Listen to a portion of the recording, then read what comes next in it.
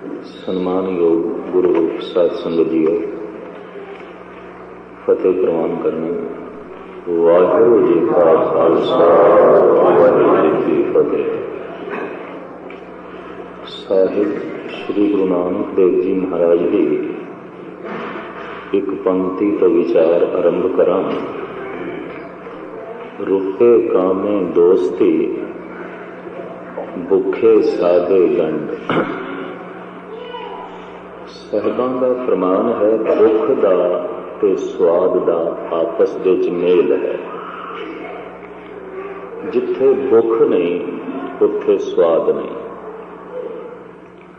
ਭੁੱਖ ਤੇ ਸਵਾਦ ਦੋਵੇਂ ਇਕੱਠੇ ਹੀ ਰਹਿੰਦੇ ਨੇ। ਜਿਸ ਚੀਜ਼ ਦੀ ਭੁੱਖ ਨਾ ਹੋਵੇ ਉਸ ਵਸਤੂ ਦੀ ਪ੍ਰਾਪਤੀ ਵਿੱਚ ਰਸ ਵੀ ਨਹੀਂ ਹੁੰਦਾ, ਸਵਾਦ ਵੀ ਨਹੀਂ ਹੁੰਦਾ। ਰੁਪੇ ਕਾਮੇ ਦੋਸਤੀ, ਭੁੱਖੇ ਸਾਦੇ ਗੰਢ। ਕਈ ਦਫਾ ਮਨੁੱਖ ਕਹਿੰਦਾ ਹੈ, ਅੱਜ ਭੋਜਨ ਮੈਨੂੰ ਬੜਾ ਸਵਾਦੀ ਲੱਗਿਆ, ਪਰ ਖੋਜੀ ਕਹਿੰਦੇ ਨਹੀਂ, ਭੁੱਖ ਕਰਕੇ ਸਵਾਦੀ ਲੱਗਿਆ। ਜਿਤਨੀ ਜ਼ਿਆਦਾ ਭੁੱਖ ਹੋਵੇ ਉਤਨਾ ਹੀ ਭੋਜਨ ਵਿੱਚ ਸਵਾਦ ਬਣ ਜਾਂਦਾ ਹੈ। ਜਿਤਨੀ ਤੀਵਰ ਭੁੱਖ ਹੋਵੇ ਉਤਨਾ ਹੀ ਰਸ ਬਣ ਜਾਂਦਾ ਹੈ। ਉਸ ਵਸਤੂ ਤੇ ਚੀਜ਼ ਦੇ ਵਿੱਚ ਬੇਰਸੀ ਪੈਦਾ ਹੋ ਜਾਂਦੀ ਹੈ ਜਿਸ ਦੀ ਕਿ ਮਨੁੱਖ ਨੂੰ ਭੁੱਖ ਨਾ ਹੋਵੇ, ਤੜਪ ਨਾ ਹੋਵੇ, ਖਿੱਚ ਨਾ ਹੋਵੇ। ਬਗੌਰ ਮੁਤਾਲਾ ਕਰੀਏ ਕਿ ਜਗਤ ਦੀ ਹਰ ਭੁੱਖ ਦੇ ਨਾਲ ਦੁੱਖ ਦਾ ਜੋੜ ਹੈ। ਭੁੱਖ ਹੈ ਤਾਂ ਕੁਦਰਤੀ ਗੱਲ ਹੈ, ਦੁੱਖ ਵੀ ਰਹੇਗਾ। ਭੁੱਖ ਤੇ ਦੁੱਖ ਦੋਵੇਂ ਇਕੱਠੇ ਰਹਿੰਦੇ ਨੇ। ਧਨ ਦੀ ਭੁੱਖ ਹੈ, ਦੁੱਖ ਹੈ।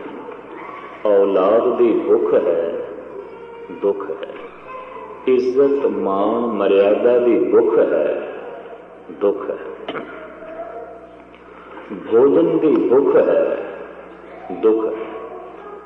ਇਸ ਵਾਸਤੇ ਦੁੱਖ ਤੇ ਭੁੱਖ ਇਹਨਾਂ ਦਾ ਚੋਲੀ ਦਾਮਨ ਦਾ ਸਾਥ ਹੈ, ਦੋਵੇਂ ਇਕੱਠੇ ਹੀ ਰਹਿੰਦੇ। ਗੁਰੂ ਨਾਨਕ ਦੇਵ ਜੀ ਮਹਾਰਾਜ ਦਾ ਫਰਮਾਨ ਹੈ, ਪਰ ਇੱਕ ਐਸੀ ਭੁੱਖ ਵੀ ਹੈ, ਅਗਰ ਮਨੁੱਖ ਦੇ ਅੰਦਰ ਕਿਧਰੇ ਪੈਦਾ ਹੋ ਜਾਏ ਤਾਂ ਉਹ ਭੁੱਖ ਤ੍ਰਿਪਤੀ ਦਿੰਦੀ ਹੈ, ਉਹ ਭੁੱਖ ਰਸ ਦਿੰਦੀ ਹੈ। ਉਹ ਭੁੱਖ ਦੁੱਖ ਨੂੰ ਨਹੀਂ ਜਨਮ ਦਿੰਦੀ, ਉਹ ਭੁੱਖ ਅਨੇਕਾਂ ਹੀ ਸੁੱਖਾਂ ਨੂੰ ਤੇ ਰਸ ਨੂੰ, ਆਨੰਦ ਨੂੰ ਜਨਮ ਦਿੰਦੀ ਹੈ। ਮਹਾਰਾਜ ਉਸ ਭੁੱਖ ਦਾ ਜ਼ਿਕਰ ਕਰਦੇ ਨੇ। ਬਗੌਰ ਮੁਤਾਲਾ ਕਰੀਏ, ਸੰਸਾਰ ਵਿੱਚ ਕੋਈ ਨਾ ਕੋਈ ਭੁੱਖ ਮਨੁੱਖ ਦੇ ਅੰਦਰ ਬਣੀ ਰਹਿੰਦੀ ਹੈ। ਮਨੁੱਖ ਜ਼ਿੰਦਗੀ ਦੇ ਹਰ ਪਹਿਲੂ ਵਿੱਚ ਤ੍ਰਿਪਤ ਨਹੀਂ ਹੁੰਦਾ।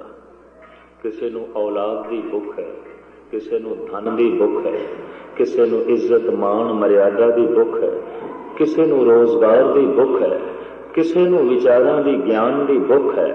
ਗਰਜ਼ ਕੇ ਭੁੱਖ ਕੋਈ ਨਾ ਕੋਈ ਮਨੁੱਖ ਦੇ ਅੰਦਰ ਰਹਿੰਦੀ ਹੈ। ਇਸ ਵਾਸਤੇ ਮਨੁੱਖ ਦੇ ਮਨ ਵਿੱਚ ਕੋਈ ਨਾ ਕੋਈ ਦੁੱਖ ਵੀ ਰਹਿੰਦਾ ਹੈ। ਅਗਰ ਦੁੱਖ ਹੈ ਤਾਂ ਸਮਝ ਲੈਣਾ ਚਾਹੀਦਾ ਕੋਈ ਨਾ ਕੋਈ ਭੁੱਖ ਹੈ। ਭੁੱਖ ਤੋਂ ਬਿਨਾਂ ਦੁੱਖ ਨਹੀਂ ਹੁੰਦੇ। ਸਾਹਿਬ ਗੁਰੂ ਨਾਨਕ ਦੇਵ ਜੀ ਮਹਾਰਾਜ ਦਾ ਫਰਮਾਨ, ਇੱਕ ਭੁੱਖ ਮੇਰੇ ਅੰਦਰ ਵੀ ਹੈ। ਕਿਹੜੀ? ਸਾਚੇ ਨਾਮ ਕੀ ਲਾਗੇ ਭੂਖ, ਉਤ ਭੂਖੇ ਖਾਏ ਚਲੀਏ ਦੁੱਖ। ਮਹਾਰਾਜ ਕਹਿੰਦੇ ਨੇ ਉਹ ਭੁੱਖ ਹੈ ਸੱਚੇ ਨਾਮ ਦੀ। ਹੁਣ ਪਾਤਸ਼ਾਹ ਤੋਂ ਪੁੱਛੀਏ, ਇਹ ਭੁੱਖ ਤੁਹਾਨੂੰ ਕਿੰਨੀ ਕੁ ਲੱਗੀ ਹੈ? ਭੁੱਖ ਦੀ ਆਖਰ ਗਿਣਤੀ ਕੀਤੀ ਜਾ ਸਕਦੀ ਕਿੰਨੀ ਕੁ ਹੈ? ਭੁੱਖ ਦਾ ਅੰਦਾਜ਼ਾ ਲਾਇਆ ਜਾ ਸਕਦਾ ਹੈ ਵੀ ਕਿੰਨੇ ਨਾਲ ਤੂੰ ਰੱਜੇਗਾ, ਕਿਤਨੇ ਨਾਲ ਤੂੰ ਤ੍ਰਿਪਤ ਹੋਵੇਗਾ। ਜਾਪਦਾ ਪਾਤਸ਼ਾਹ ਤੇ ਇਹ ਪ੍ਰਸ਼ਨ ਹੋਇਆ, ਮਹਾਰਾਜ ਤੁਹਾਨੂੰ ਸੱਚੇ ਨਾਮ ਦੀ ਕਿੰਨੀ ਕੁ ਭੁੱਖ ਹੈ? ਆਪ ਨੇ ਜਿਹੜਾ ਉਦਾਹਰਣ ਦਿੱਤਾ ਹੈ ਬੜਾ ਗਜ਼ਬ ਦਾ। ਸਾਹਿਬਾਂ ਦਾ ਫਰਮਾਨ, ਮਾਰੂ ਮੀ ਨਾ ਤ੍ਰਿਪਤਿਆ, ਅੱਗੀ ਲਹਿ ਨਾ ਭੁੱਖ। ਰਾਜਾ ਰਾਜ ਨ ਤ੍ਰਿਪਤਿਆ, ਸਾਇਰ ਭਰੇ ਕੇ ਸੁਖ। ਨਾਨਕ ਸੱਚੇ ਨਾਮ ਕੀ, ਕੀਤੀ ਪੁੱਛਾਂ ਪੁੱਛ। ਸਾਹਿਬ ਕਹਿੰਦੇ ਮੈਥੋਂ ਨਾ ਪੁੱਛੋ ਕਿ ਮੈਨੂੰ ਨਾਮ ਦੀ ਭੁੱਖ ਕਿੰਨੀ ਕੁ ਲੱਗੀ ਹੈ, ਨਾ ਪੁੱਛੋ। ਰੇਤ ਦੇ ਟਿੱਬਿਆਂ ਤੇ ਪੁੱਛ ਲਓ, ਮਰੂ ਥਲ ਤੋਂ ਪੁੱਛ ਲਓ ਵੀ ਤੈਨੂੰ ਪਾਣੀ ਦੀ ਕਿੰਨੀ ਭੁੱਖ ਹੈ। ਅੱਗ ਤੋਂ ਪੁੱਛ ਲਓ ਵੀ ਤੈਨੂੰ ਈਂਧਨ ਦੀ, ਲੱਕੜਾਂ ਦੀ ਕਿੰਨੀ ਕੁ ਭੁੱਖ ਹੈ। ਰਾਜੇ ਤੋਂ ਪੁੱਛ ਲਓ ਤੈਨੂੰ ਧਨ ਦੀ ਕਿੰਨੀ ਭੁੱਖ ਹੈ। ਜਿਵੇਂ ਧਨ ਨਾਲ ਰਾਜਾ ਨਹੀਂ ਤ੍ਰਿਪਤ ਹੁੰਦਾ, ਲੱਕੜਾਂ ਨਾਲ ਅੱਗ ਨਹੀਂ ਤ੍ਰਿਪਤ ਆਉਂਦੀ, ਪਾਣੀ ਨਾਲ ਮਰੂ ਥਲ ਨਹੀਂ ਤ੍ਰਿਪਤ ਆਉਂਦਾ। ਸਹਿਜ ਕਹਿੰਦੇ ਨਾਮ ਜਪਦਿਆਂ ਜਪਦਿਆਂ ਮੇਰੇ ਅੰਦਰ ਵੀ ਭੁੱਖ ਹੋਰ ਵੱਧਦੀ ਹੈ, ਹੋਰ ਵੱਧਦੀ ਹੈ, ਹੋਰ ਵੱਧਦੀ ਹੈ। ਕਿਉਂਕਿ ਭੁੱਖ ਘਟੇ ਤੇ ਰਸ ਘਟ ਜਾਂਦਾ ਹੈ। ਇੰਨੀ ਮੈਂ ਅਰਜ਼ ਕਰਦੇ ਹਾਂ। ਭਗਤ ਕਬੀਰ ਜੀ ਮਹਾਰਾਜ ਦਾ ਫਰਮਾਨ ਹੈ, ਮਾਧੋ जल की प्यास न जाए, जल में अगन उठी अधकाए।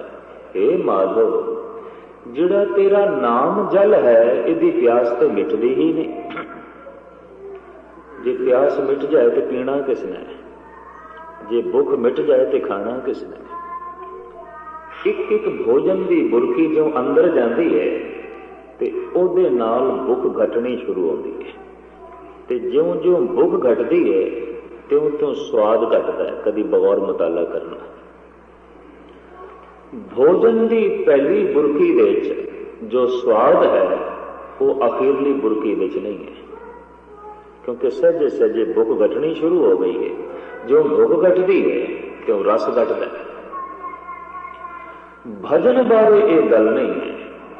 ज्यों ज्यों बंदा भजन करता है त्यों त्यों भुख बढ़ती है, तो ज्यों ज्यों भुख बढ़ती है त्यों त्यों रस बढ़ता है, त्यों त्यों आनंद बढ़ता है। हुण जो कुछ मैं अर्ज करना चाहना वो थोड़े सामने रखा।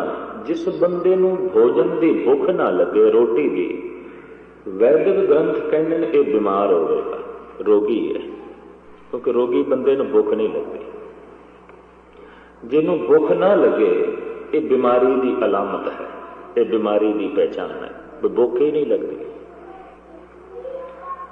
और किधरे 104 डिग्री का ताप चढ़िया हो, बुखार चढ़िया हो, भुख लगती है।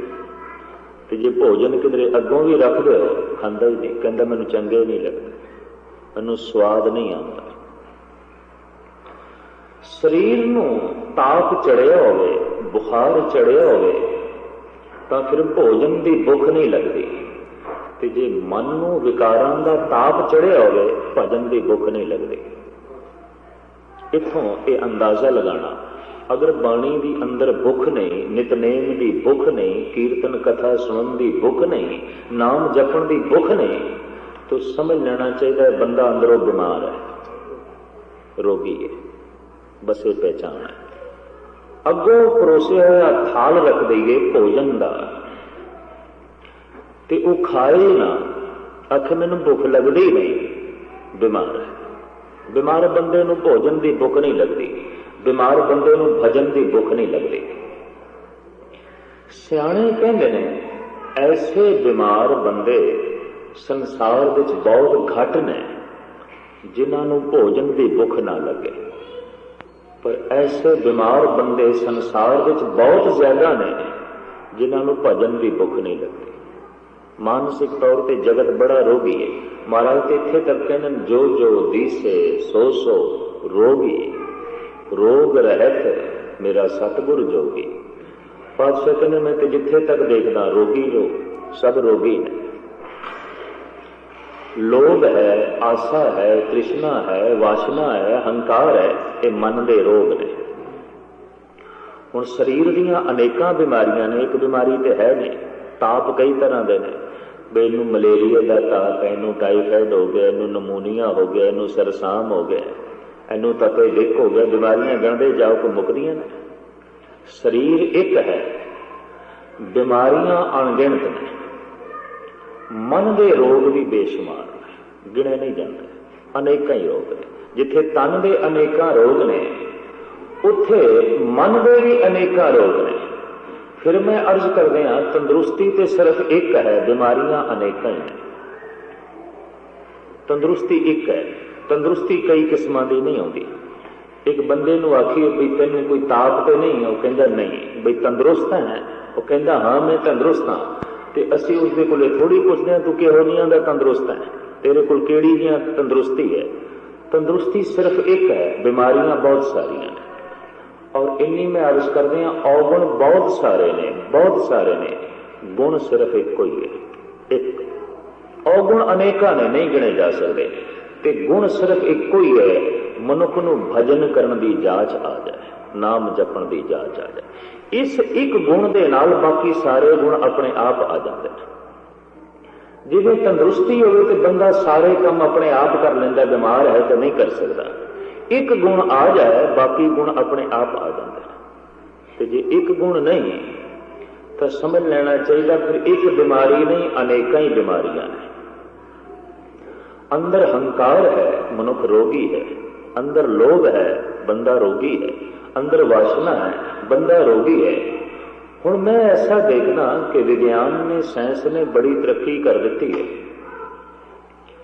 किसी बंदे दे तन नूं ताप चढ़िया होवे, बकायदा मीटर बने ने, मत्थे ते रखिए या मूंह दे च रखिए, थर्मामीटर है, वो दस दिंदा कि इनू किन्ने डिग्री का ताप चढ़िया। अज तक विज्ञानकों ने कोई ऐसा मीटर नहीं बनाया बंदे के मूंह दे च पाइए तो पता चले कितना क लोभी है, कितना झूठा है, कितनी इस दे च वासना है, कितनी इस दे च तृष्णा है, कितनी इस दे अंदर द्रोह गोई है, कितना इस दे अंदर हंकार है। मन दीयां बीमारियां नूं पढ़न वास्ते अजे कोई मीटर इजाद नहीं होया, अजे नहीं पता चलता। इस वास्ते बंदा बंदे तो धोखा खा जाता है। मनुख की दुनिया में बड़ा भारी अनर्थ है। तन के रोग का पता चल जाता है, मन के रोग का पता ही नहीं चलता। और तन करके ते कोई कोई रोगी हूँ तुम सारे बैठे, चलो तंदुरुस्त बैठे, क्योंकि बीमार बंदा तो बैठे ही नहीं सकता, नहीं बैठ सकेगा। पर जब मन करके देखिए तो शायद कहते जो जो दिसे सो सो रोगी, जिन्हों भी देखियो रोगी है मन करके। रोगी की की पहचान है? जिहड़ा तन करके रोगी है, जिन्हों तन का ताप चढ़िया है, उन्होंने भोजन नहीं चंगा लगेगा। ते जिहदे मन नूं ताप चढ़िया होया है, उन्होंने भजन नहीं चंगा लगेगा, कीर्तन बिल्कुल नहीं चंगा लगेगा, कथा बिल्कुल नहीं चंगी लगेगी, बाणी का पाठ बिल्कुल नहीं चंगा लगेगा, नाम सिमरन बिल्कुल नहीं चंगा लगेगा। ये गुरु नानक का फैसला। ऐसा बंदा मानसिक तौर पर रोगी है। और भजन कथा कीर्तन एक भोजन ही है, खुराक है। इस चक्कर च ना पैना कि कोई होर गल है, खुराक है। सिर्फ इन्नी गल है कि ये आत्मा की खुराक है। दो तरह की खुराक है, भोजन ते भजन। ये गल वखरी है कि साहिबा ने ये दोवें इकट्ठे कर देते हैं। संगत है, पंगत है, लंगर है, भजन कथा कीर्तन है। मैं देखिया लंगर का जोड़ा भोजन है, ये सारे छक लेंदे ने, सारिਆਂ ਨੂੰ स्वाद भी आ जाता होगा। कीर्तन का स्वाद किसे किसे ਨੂੰ ਆਉਂਦਾ ਹੋਵੇ, ਇਹ ਤ੍ਰਿਪਤੀ ਕਿਸੇ ਕਿਸੇ ਨੂੰ ਮਿਲਦੀ ਹੋਵੇਗੀ। भोजन का रस सारे ही मान लेंदे ने, भजन का रस कोई कोई मानदा होवे, किसे किसे ਨੂੰ मिलता होगा।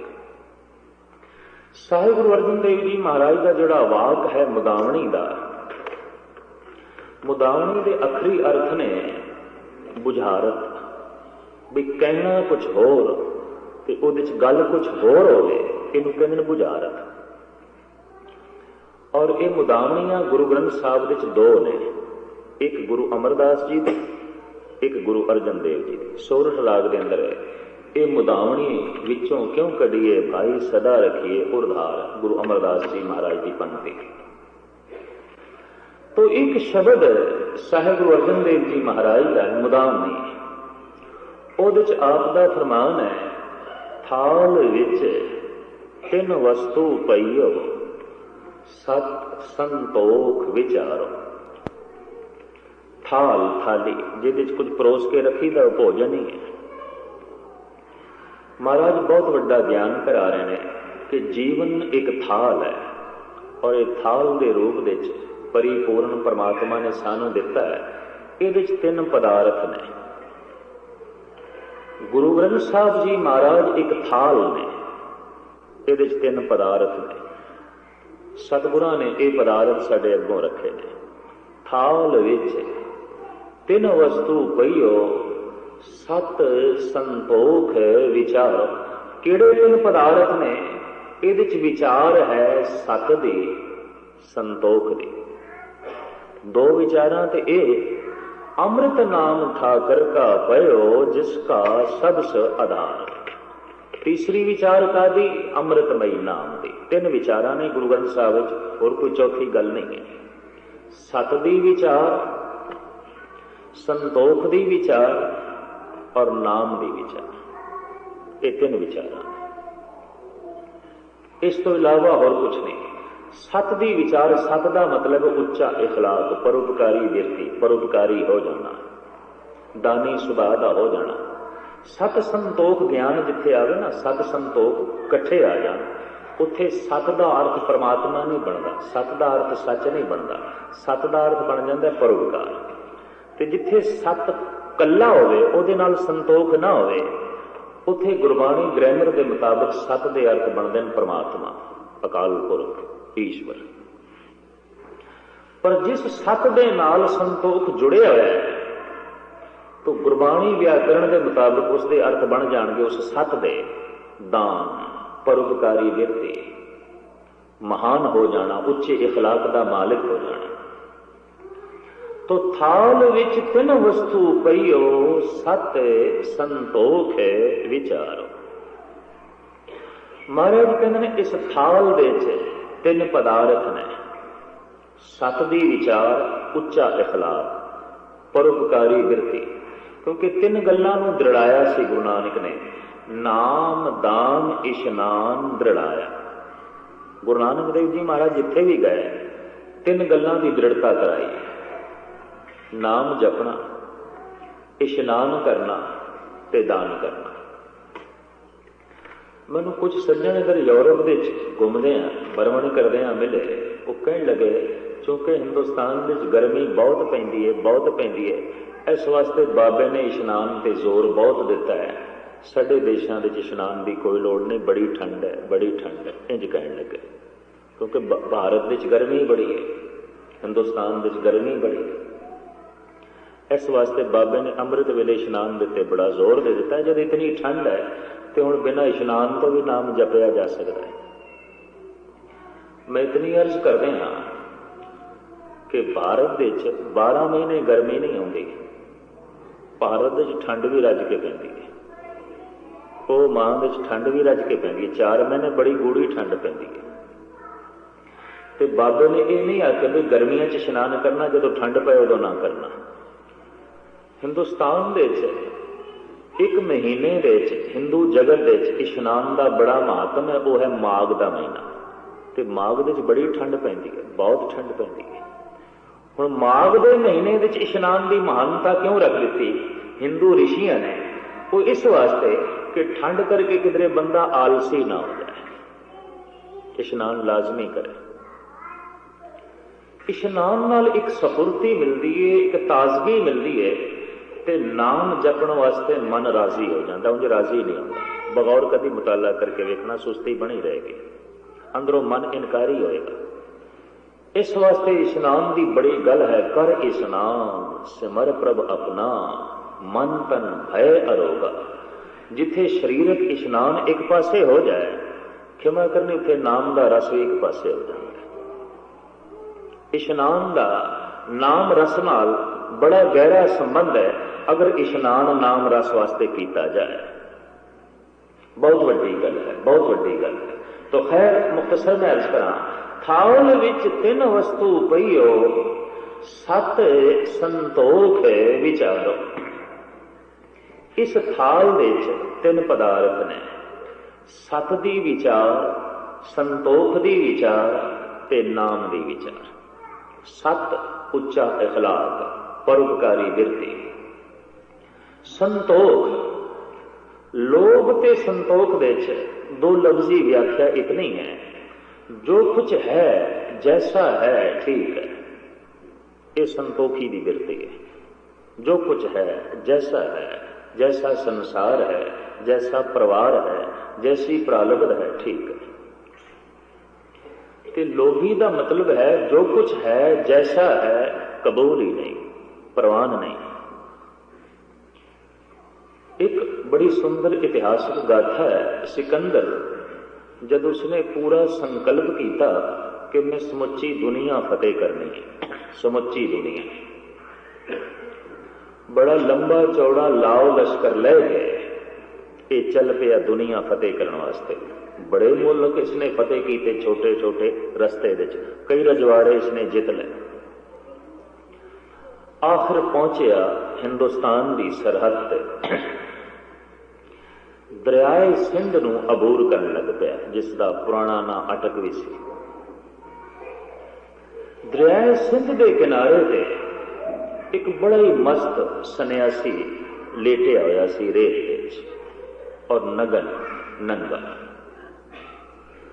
सिकंदर की सेना लंघ रही सी, घोड़ सवार, उठ असवार, पैदल, ये सारे सिपाही लंघ रहे सन। बड़ा गर्दो गुबार उड़िया, बड़ा शोर शराबा सी ते सब तो अखीर विच सी सिकंदर आप। उसकी दृष्टि उस फकीर ते पै गई, बई लेटे होया मस्त, इन्ना शोर शराबा हो रहा है, इहदी मस्ती विच कोई फर्क नहीं पिया।